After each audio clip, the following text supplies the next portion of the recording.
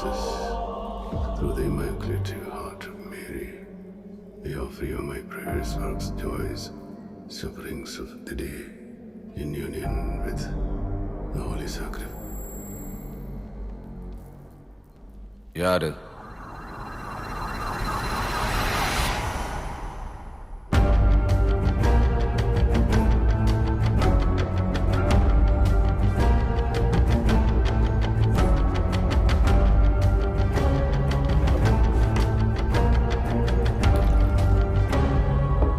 Father garment Benedict. ஆமா, கதவு திறந்தே இருக்கே. அது இருக்கட்டும். நீங்க எதுக்காக வந்தீங்க? என் பேரு தியா. எனக்கு உங்க உதவி வேணும் ஃபாதர். ஏன்?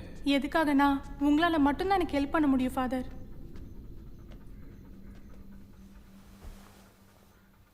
நான் இங்க வந்ததே ஆலாட் ஃபேமிலியில் நடந்த சில சம்பவங்களை பத்தி பேசுதான். கேள்விப்பட்டிருப்பீங்க, ஆலாட் குரூப். கேள்விப்பட்டிருக்கேன். பாசிங் ரெஃபரன்சஸ், அதை தவிர வேற எதுவும் தெரியாது. அஃப்ளூவெண்ட், என்டர்பிரைசிங், வெல் கனெக்டட். இன்னும் தெளிவாக சொல்லணும்னா ஹாஸ்பிட்டல்ஸ், பிளான்டேஷன்ஸ், ஃபினான்ஸ், இந்த மாதிரி நிறைய பிஸ்னஸ் இருக்கு. ஜோசப் ஆலட் இவர் தான் இந்த நிறுவனத்திற்கு முதலாக முதலீடு செஞ்சு இப்போ இந்த நிறுவனம் பெருசாக இருக்குன்னா அதுக்கு காரணம் இவர் தான். இவர் இறந்ததுக்கு அப்புறம் இவரோட பெரிய பையன் அலெக்ஸ் தான் இவரோட எல்லா பிஸ்னஸையும் பார்த்துக்கிட்டாரு. அதுக்கப்புறம் அலெக்ஸ் பிஸ்னஸை பெரிய லெவலில் கொண்டு போனாரு. இவருக்கும் இவரோட ஒய்ஃப் லிஸிக்கும் ஒரே ஒரு பொண்ணு இருந்தா. சென்னை ஐஐடியில் படிச்சுட்டு இருக்கும்போது 2014 ஒரு ஆக்சிடென்ட்ல இறந்துட்டா. அதுக்கப்புறம் தான் ஆலாட் ஃபேமிலியில் விதி விளையாட ஆரம்பிச்சது. பொண்ணு இறந்ததுக்கு அப்புறம் ஒரு வருஷத்துக்குள்ளேயே அலெக்ஸும் தற்கொலை பண்ணி இறந்துட்டாரு. 2 வருஷத்துக்கு அப்புறம் அவரோட ஒய்ஃப் லிஸி கூட பாய்சன் குடிச்சு இறந்துட்டாங்க. அதுக்கப்புறம் அலெக்ஸோட தம்பி ஜோஷி தான் பிஸ்னஸை டேக் ஓவர் பண்ணாரு. பிஸ்னஸ் நல்லபடியாக போயிட்டு இருந்தது. ஆனால் கொஞ்ச நாள்லயே அவங்க 2 பேர் மாதிரி ஜோஷி கூட திடீர்னு ஒரு நாள் தற்கொலை பண்ணிக்கிட்டாரு. அதுக்கப்புறம் தான் நிறைய சந்தேகங்கள் வர ஆரம்பிச்சுது. எவ்வளோ பெரிய பிரச்சனைகள்லாம் வந்தப்ப கூட இந்த ஜோசப் ஆலட் ஃபேமிலி தற்கொலை பண்ணிக்கிறதுக்கு போனதே இல்லை. they were too practical for that. இப்போ அந்த குடும்பத்தில் மீதி இருக்கிறது யாரு? எலிசபெத் ஆலட்.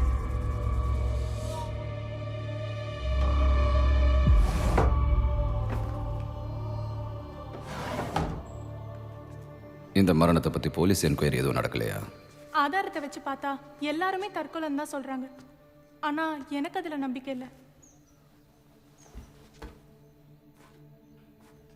ஒரே குடும்பத்தில் ஒருத்தருக்கு அப்புறம் ஒருத்தர் 3 மரணம்.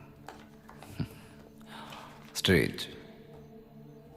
அதுவும் நல்ல வசதியான குடும்பம். கஷ்டம்னா என்னன்னே தெரியாமல் வாழ்ந்த ஒரு குடும்பம். இது சம்பந்தமாக எனக்கு சில விவரங்கள் வேணும். I need official help.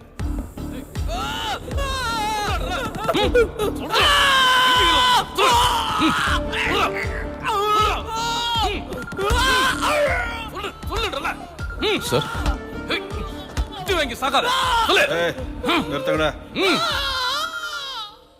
சொல்லுங்க ஃபாதர். ஒரு கேஸ் வந்திருக்கு. நீங்க தேடி போனதா? அதை நான் தேடி போகல, அது என்ன தேடி வந்திருக்கு. இது விஷயமா மீட் பண்ணணும். நான் இப்போ ஒரு இன்ட்ராகேஷன்ல இருக்கேன். லொகேஷனை நான் அனுப்பி வைக்கிறேன். ஓகே.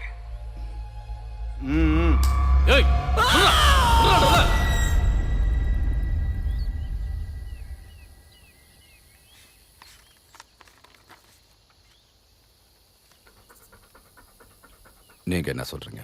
இந்த கேஸ் எனக்கு தெரியுமே. முதல்ல இந்த கேஸை எஸ்பி குரியன் சார் தான் இன்வெஸ்டிகேட் பண்ணிட்டு இருந்தாரு. இந்த தற்கொலைகள்லாம் முறையாக தான் நடந்திருக்கு. Like someone had decided. அதையும் கன்ஃபார்மாக சொல்ல முடியாது. ஆனால் ரிப்போர்ட்ஸை வச்சு பார்க்கும்போது ஒரு மன அழுத்தத்தில் தான் இவங்கெல்லாம் சூசைட் பண்ணிக்கிட்ட மாதிரி இருக்கு இல்லையா?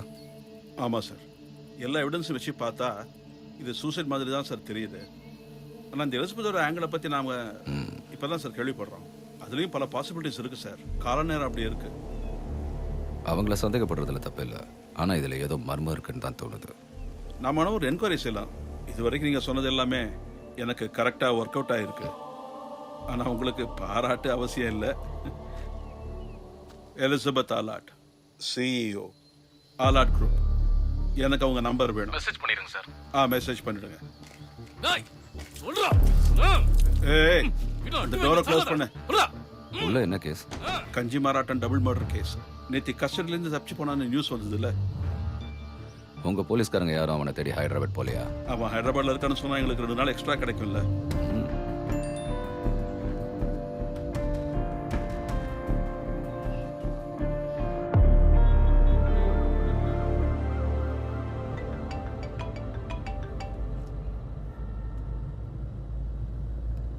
ஹலோ மேடம், நான் டிஎஸ்பி சேகர் பேசுறேன். உங்களை நாங்க கொஞ்சம் விசாரணை பண்ண வேண்டியிருக்கு. என்ன விஷயமா? உங்களை நேர்ல பார்த்து தான் பேசணும். நான் சென்னையில இருக்கேன். நான் ரீச் ஆக லேட் ஆகும். நாளைக்குன்னா? நாளைக்கு ராத்திரி பார்க்கலாம். நாளைக்கு ராத்திரி. நாளைக்கு.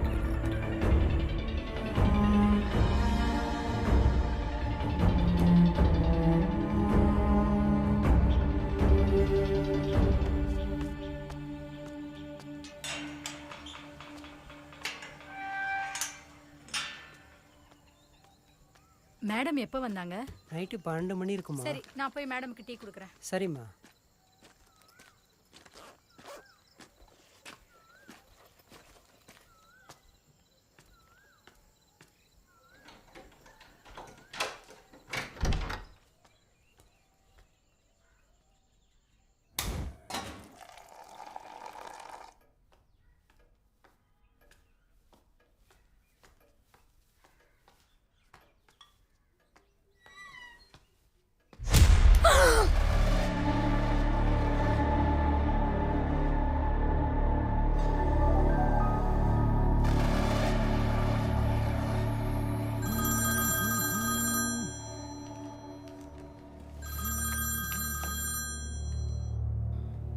சொல்லுங்க சார்.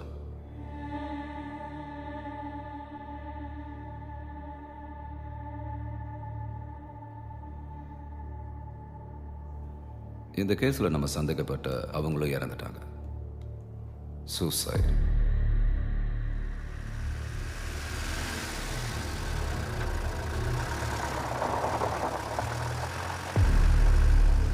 சூசைட்கான எந்த எவிடன்ஸும் கிடைக்கல. கேமராமேன் அபிஷேக் கூட ஸ்வாதி. ஆலட் குரூப் சேர்மன் ஜோசப் ஆலட்டோட மருமக தான் இறந்து போன எலிசபெத்.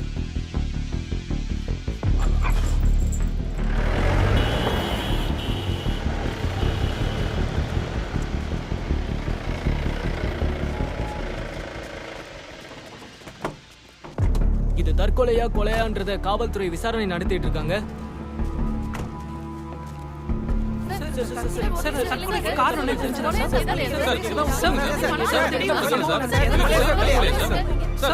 ஃபாரன்சிக் அஃபீஷியல்ஸ் வந்துட்டாங்களா?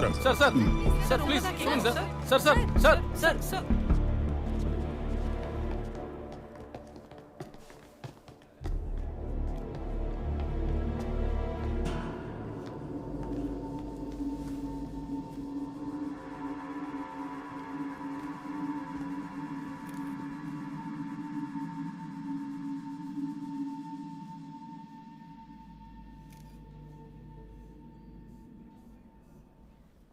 வீடு உள்ள இருந்து தாப்பால் போட்டிருந்தது. வேலைக்கார பொண்ணு அவகிட்ட இருந்த சாவி வச்சு தான் உள்ள வந்திருக்கா. CCTV not working sir. ஆனால் பக்கத்தில் இருக்கிற வீடுகள், ஷாப்ஸில் இருக்கிற சிசிடிவி ஃபுட்டேஜ்லாம் கேட்டிருக்கோம்.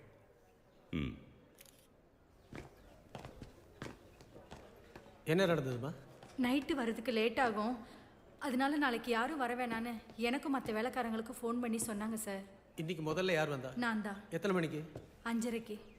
பின்னாடி ஒரு டோர் இருக்கு, அந்த வழியா டீ எடுத்துட்டு போனப்பதான் மேடம் பெட்டு மேல படுத்திருந்தத நான் பார்த்தேன் சார்.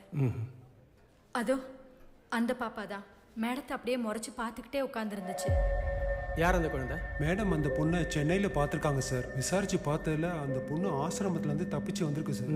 அதுக்கப்புறம் லேட்டானதுனால அந்த பொண்ணை காலில் கொண்டு போய் விட போகிறோன்னு சொல்லியிருந்தாங்க சார். நேற்று இந்த பாப்பா மேடம் ரூமில் தான் இருந்ததா? எனக்கு தெரியாது சார். லேட் ஆகிடுச்சின்னு காரை பார்க் பண்ணிட்டு நான் வீட்டுக்கு போயிட்டேன் சார்.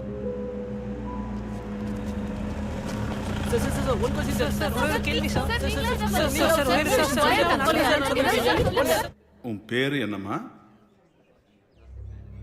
உன் பேரை சொல்லுமா. அம்மையா.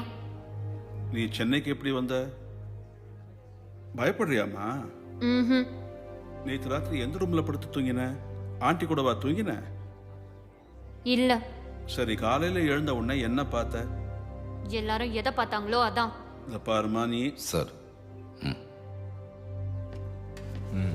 ஓ சார். ஃபாதர் இங்கே தான் இருக்கீங்களா? Sir. Good morning. Good morning. இதான் அந்த பொண்ணா? ஆமாம் சார். ஏதாவது சொன்னாலா? இது வரைக்கும் ஒன்றும் சொல்லலை சார். அது இன்னும் ஷாக்கில் இருக்குன்னு நினைக்கிறேன்.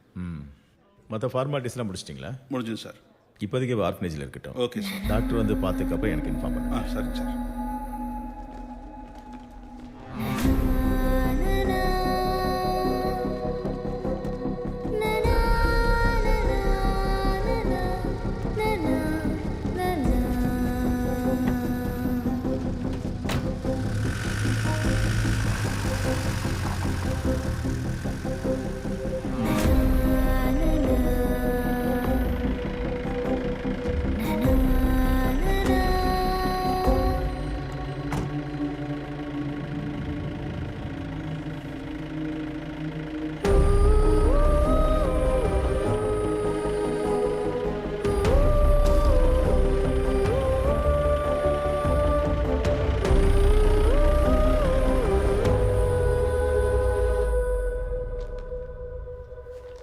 இந்த விளம்பரத்தை பார்த்துட்டு இதுல இருந்து ஃபோன் நம்பர் எடுத்து எலிசபெத் மேடம் எங்களுக்கு கால் பண்ணாங்க. இந்த பொண்ணை மவுண்ட் ரோட்ல ஒரு அபார்ட்மெண்ட்டுக்கு கீழே பார்த்ததா சொன்னாங்க. எலிசபெத் மேடம் எங்க கிட்ட நேத்து ராத்திரியே திரும்பி வந்துடுவேன்னு சொன்னதுனால தான் எங்க ஆசிரமத்துல இருந்து யாரும் சென்னைக்கு போகல சார். சிஸ்டர், இன்னைக்கு காலையில் நீங்கள் அவங்களுக்கு ஃபோன் பண்ணலையா? நேத்து நைட் அவங்க வீட்டுக்கு வந்ததுக்கு அப்புறம் அவங்களே எனக்கு மெசேஜ் பண்ணிருந்தாங்க.